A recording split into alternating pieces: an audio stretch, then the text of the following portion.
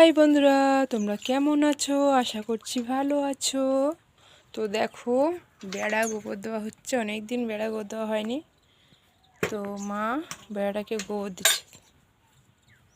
এই সাইডটা থেকে মানে ফেটে গিয়েছিল, তো গোবর মাটি দিয়ে আগে এঁটে নিয়েছে ভালোভাবে, তারপরে কিন্তু আবার গোবর টানা দিচ্ছে, নেতা টানা দিচ্ছে, বলা ভুলে যাচ্ছে।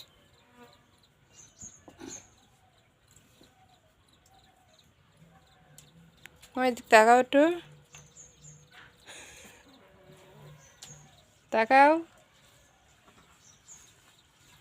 তাকাবা তো, তাকিয়ে নেতা ধরে তাকিয়ে থাকো, নেতা ধরে এদিকে আমার দিক তাকাও। ঠিক আছে।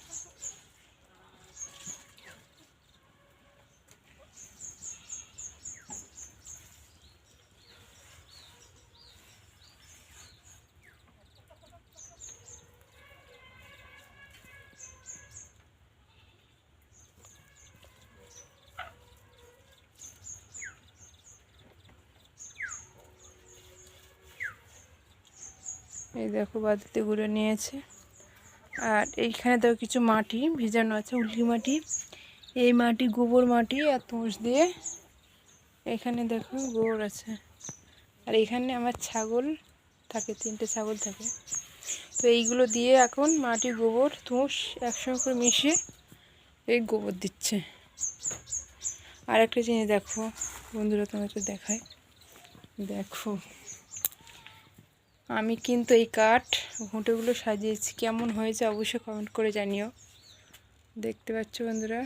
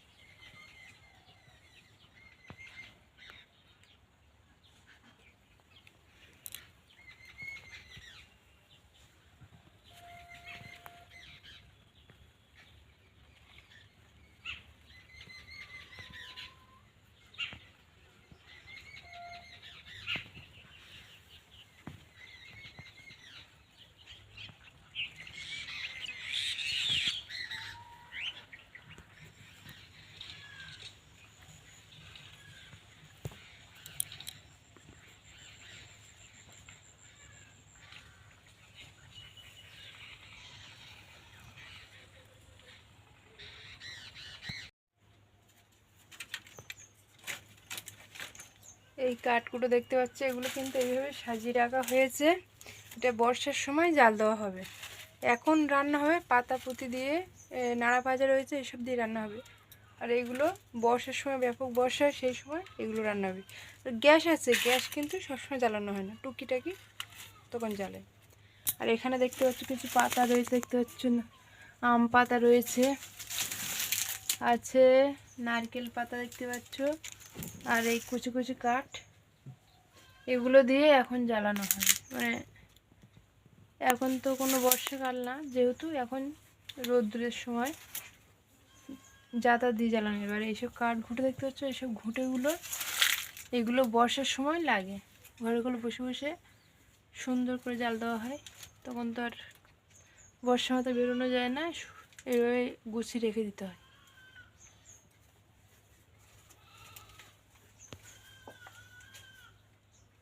দেখেছ?